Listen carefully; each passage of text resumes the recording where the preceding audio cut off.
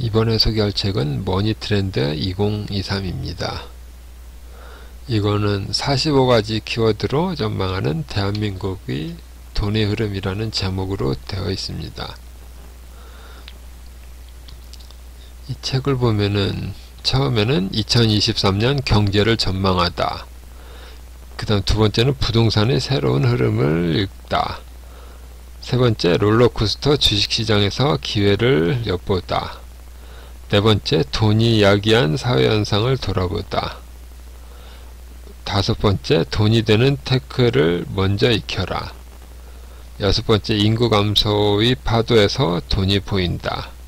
이렇게 6가지 소주제인데, 요즘에 미국 다음주가 미국 금리 결정인데 보면은 이게 나온 때가 작년 가을과 겨울이라서 발매일이 11월 달입니다. 11월 15일이라서 이게 쓸 때는 이게 점도표가 9월달 점도표만 나왔었는데,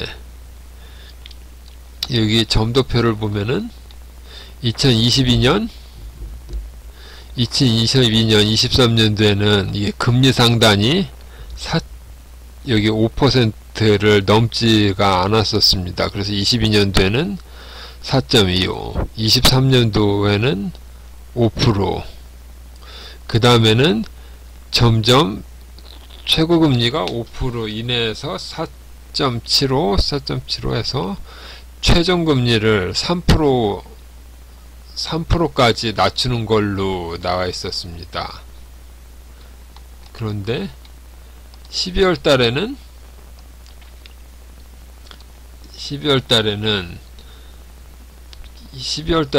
이게 4.5로 결정되었으니까, 그리고 23년 상단이 5%가 아니라 5.75, 그래서 상단이 더 높아졌습니다. 이게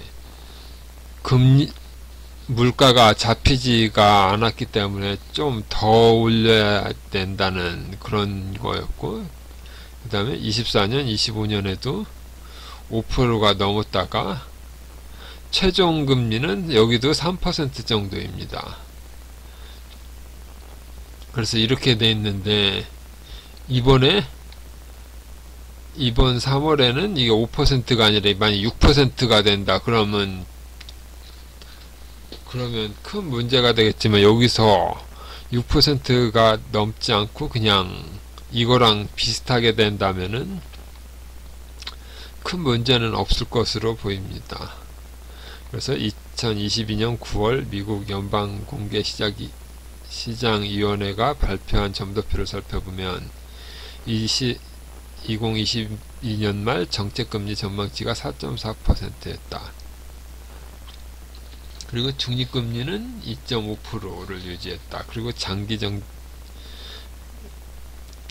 최상단은 5% 정도였는데 9월과 12월에는 금리 최고점이 높아진 것이 아까 나온 내용입니다.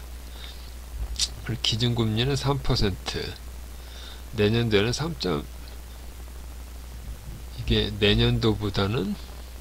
이게 내년도가 올해를 말하는 건데 현재 이 정도고, 이 정도로 돼서 금리 얘기는 이 정도고, 그 다음에 다른 거는 국민연금에 대한 게 나왔는데, 국민연금 네모까지 남아있을까? 우리나라에서 저출산 및 저출생, 고령화가 가속화되면 국민연금이 빠르게 소진되는 것에 대한 우려가 늘고 있다. 1990년대만 해도 나이가 60을 넘어가면 노인으로 규정할 수 있었지만 이제는 그렇지 않다. 지금은 평균 수명이 연장돼서 20년을 더 산다. 여성의 수명은 남성에 비해서 5년 더 길다. 이렇게 건강이 좋아졌기 때문에 정년이 65세에도 현재 65세 국민연금을 시작인데, 이것도 더 늦춰야 된다는 논의가 있습니다. 그리고 여기 나오면 90년대 초반 대기업과 금융기관에서 대규모 채용이 있었고, 이때 취직한 사람들이 현재 고소득 연봉을 받는 좋은 직장이 있는데 이 세대가 5년 안에 은퇴를 하기 때문이다. 이게 베이비 부머 세대가 은퇴를 시작하면은 이제 5년이 지나고 10년이 지나면 어느 정도 이렇게 고소득 연봉자들이 퇴직하는 연령에 다다르게 됩니다. 그래서 대표적인 것이 현대자동차다. 현재 연봉 1억 이상을 수령하는 근로자들이 수만 명이 이르는데 이들 대다수가 50대다. 따라서 이들의 은퇴는 기업이 인건비 부담을 줄여줄 뿐만 아니라 능력 있는 젊은 세대의 채용으로 연결될 것이다. 그래서 세대 교체가 이루어지면은 기업들의 수익성이 많이 올라갈 것이다.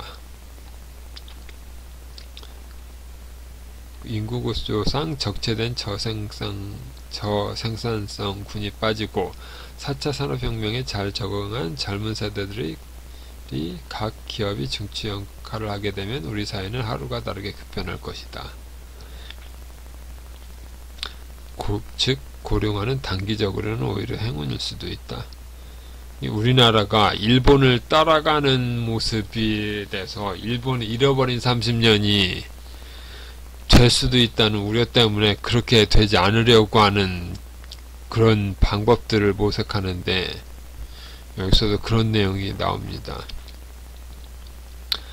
그래서 어느 정도 자산이 있는 은퇴자들이 4차 산업혁명에 적응하지 못하는 데다 코인이나 주식 같은 재테크 시장에 저항감도 커서 적금 예금을 넣는 돈이 상당수이기 때문이다. 이런 투자 자금들이 일본은 전부 부동산에만 갔기 때문에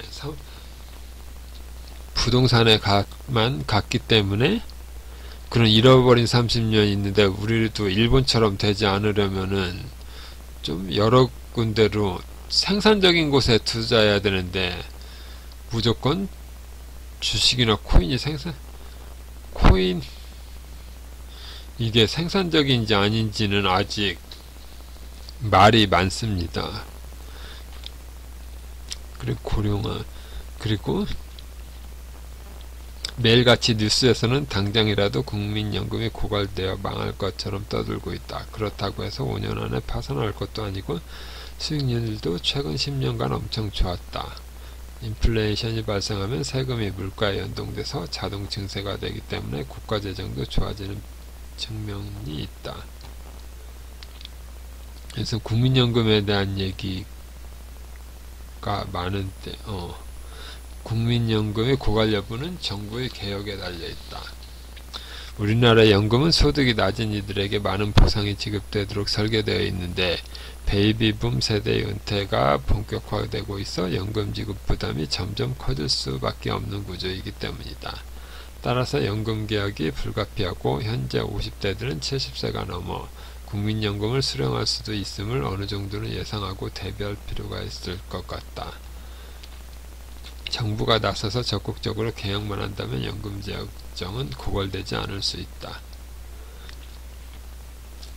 2007년 노무현 정부에서 연금 개혁을 할 때도 출산율이 반등할 것이라고 예측했는데 지금 보면 0.88이라는 숫자를 해서 이렇게 엄청나게 줄을 거라는 예상이 안 돼 있기 때문에 이런 문제가 생기는데 다음 정부에서 개혁할지는 여론이 알 수 없지만 제도만 개혁해내면 충분히 지속 가능하다. 그럼 이것을 총대를 누가 맬 것인가 그게 중요한데 이게 지금 개혁을 하겠다는 말은 하고 있는데 이게 지금 실제로 될지 안 될지는 미지수입니다. 그리고 미래가 불확실하다는 생각이 있다. 굳이 다른 선택을 할 필요는 없어 보인다. 최선이 된 주택연금 자녀들에게 집을 물려주고 부양부담을 주는 것보다 이렇게 집을 현금화할 수 있는 방법, 경제를 공부해 보는 것도 좋고 또 혹은 투자를 통해 금융자산을 물려 여윳돈을 만드는 방법도 추천할 만하다. 여기 사장을 보면은 인스타그램에 대한 이야기가 나오는데 인스타그램이라는 게임과 허세 피라미드 보통 인스타그램이 가상현실과 비슷한데, 과거에는 이런 게 이런 게 없었는데, 지금은 이런 게 다 보이기 때문에 박탈감이 더 크고,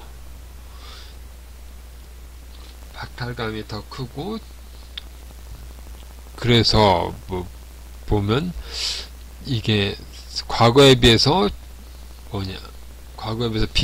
절대 빈곤한 사람은 없지만 상대적으로 빈곤하기 때문에 무슨 어떤 문제가 생기고, 상대적인 빈곤이 점점 계속 심해지고 있습니다. 그래서 부자가 되고 싶다면 허세 인플레이션에 탑승하기보다는 그 현상을 객관적으로 바라보고 돈이 어떤 방향으로 어떤 형태로 흘러가는지를 봐야 한다. 그래서 유튜브가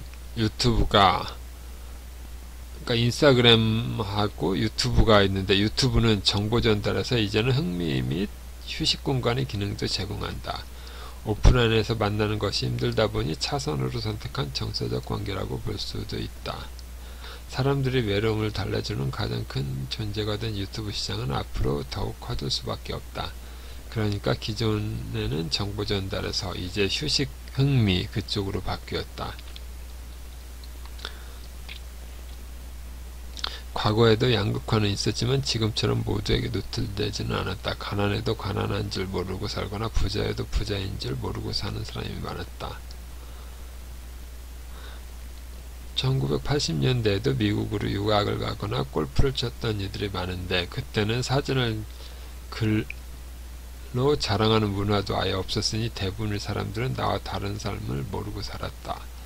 그런데 지금은 왜 다들 양극화가 심해졌다고 입을 모아 말할까? 그거 모두가 SNS를 통해서 타인의 삶의 방식을 알아보기로 했기 때문이다. 그래서 부자가 아닌 사람들도 어떻게든 부자로 보이기 위해 갖은 노력을 한다. 그리고 나뿐만이 아니라 아이를 낳는 순간 그 아이 역시 새로운 게임의 플레이어로 뛰어들 수밖에 없기 때문에 아이도 부캐 같은 모습이 나옵니다. 그래서 SNS에서는 멋지게 꾸민 사진을 드러내면서도 자녀가 있다는 것을 오픈하지 않거나 배우자나 아이들을 공개하지 않는 경우도 많다. 그러나 그 중에서 아이는 현실성 오프라인 부캐이기 때문에 불가피하게 돈이 많이 들어갈 수밖에 없다. 사회가 남은 평가하는 것이 아니라 아이들도 같이 평가한다.